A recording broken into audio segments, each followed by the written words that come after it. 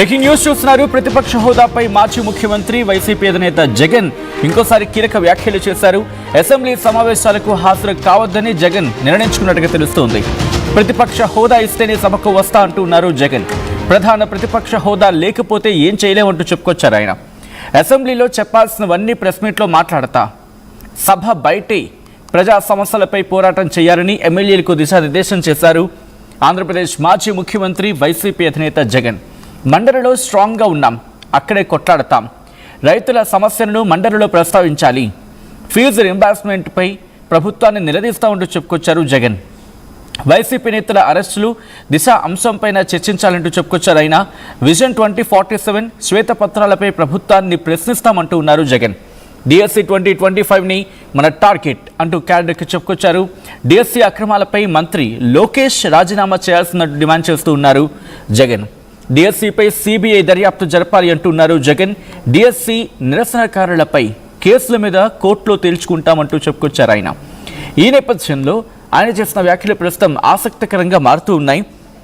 అసలు రాబోయే అసెంబ్లీ సమావేశాలకు జగన్ హాజరవుతారా, లేకపోతే ఆయన అన్నట్టుగా కేవలం మండలిలో మాత్రమే, అక్కడ వైసీపీ స్ట్రాంగ్గా కనిపిస్తోంది కాబట్టి మండలిలోనే గట్టిగా ప్రశ్నించే ప్రయత్నం జరుగుతుందా? అసలు ఏం జరగచ్చు? ఎటువంటి వ్యూహంతో ఉన్నారు? అట్ ద సేమ్ టైం గతంలో కూడా కొన్ని ఇంట్రెస్టింగ్ కమెంట్స్, ఏవైతే సభలో మేము ప్రశ్నించాలనుకున్నామో ప్రజల ముందు ప్రెస్ మీట్లోనే మాట్లాడతాం, అక్కడే గట్టిగా ప్రశ్నిస్తాం.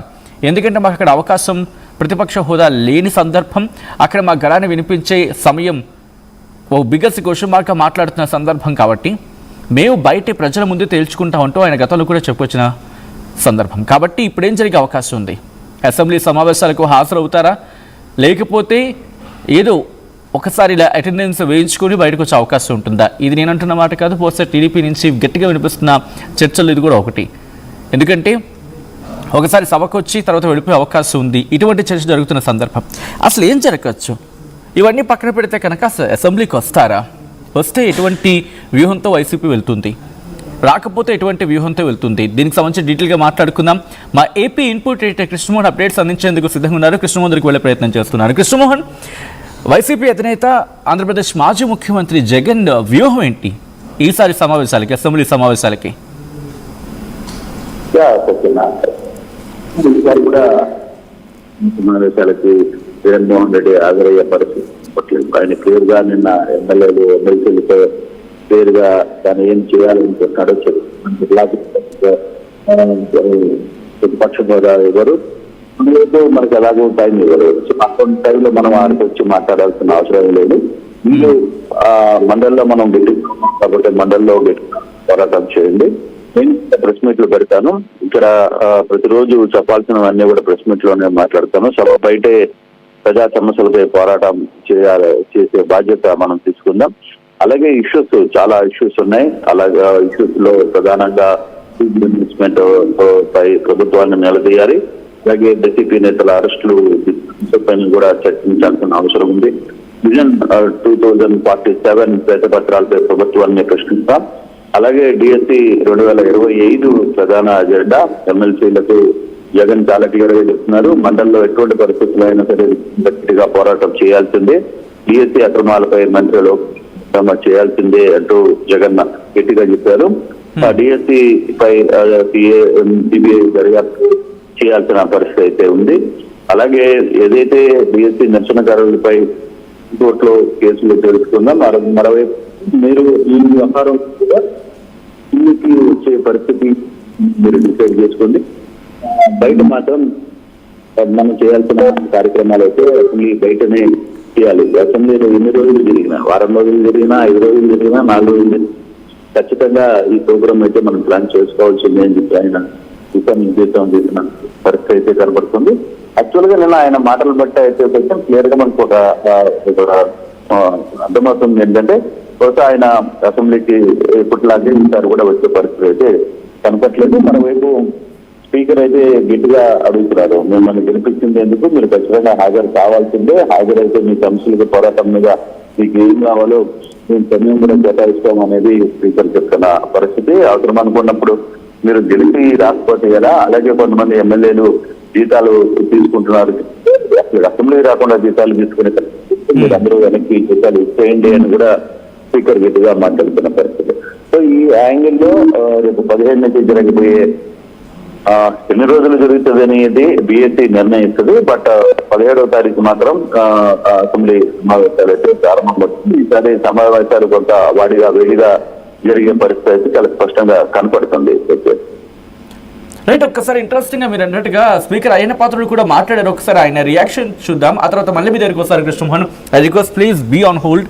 ఒక్కసారి ఇదే అంశానికి సంబంధించి స్పీకర్ అయ్యన్న పాత్రుడు రియాక్ట్ అయ్యారు. ఒకసారి ఆయన ఏమన్నారో చూద్దాం, ఆ తర్వాత పూర్తిగా విశ్లేషించే ప్రయత్నం చేద్దాం. ఆ స్పీకర్ మీటింగ్ లో కూడా నేను లేవనెత్తాను. MLA, elected MLA, not a CM. Jaganmohan CM ఇప్పుడు ఏమన్నా ప్రతిపక్ష నాయకుడు కూడా కాదు, 11 వచ్చాయి. అంచేత ఒక ఎమ్మెల్యేగా అతను డ్యూటీ ప్రజలు ఎన్నుకున్నారు ఎమ్మెల్యేలని.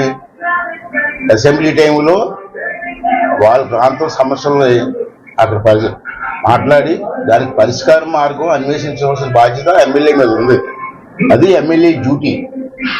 మరి నేను రాను, అసెంబ్లీకి రాను, చిన్నపిల్లడు అడుగుతాడు, చిన్నప్పుడు పాలు తాగను అన్నట్టు నేను అసెంబ్లీకి రాను అంటే ఎలాగండి కదా. అందుకే నేను లక్నో కాన్ఫరెన్స్ లో మాట్లాడినప్పుడు ఎమ్మెల్యే అసెంబ్లీకి రానప్పుడు జీతం ఎందుకు తీసుకోవాలా? ఇప్పుడు ఉన్న ఒక ఎంప్లాయ్ ఉంటాడు, ఒక ఫ్యాక్టరీలో పనిచేస్తుంటాడు, అలాగని కంపేర్ చేయడం డ్యూటీ, బాధ్యత. ఫ్యాక్టరీకి రాను, నా జీతం నాకు ఇచ్చేస్తాడా? వందరన్నా నువ్వు ఇస్తావా ఫ్యాక్టరీ ఉంటే?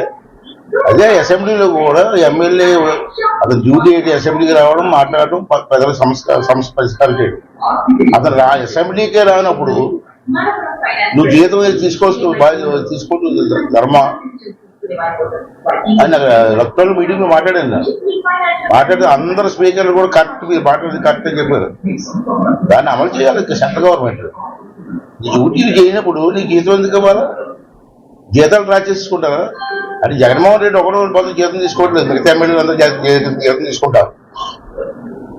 వాళ్ళు ఎందుకు తీసుకుంటారు జీతాలు? డ్యూటీలు నువ్వు చేయనప్పుడు నీ జీతం ఎందుకు ఇవ్వాలా?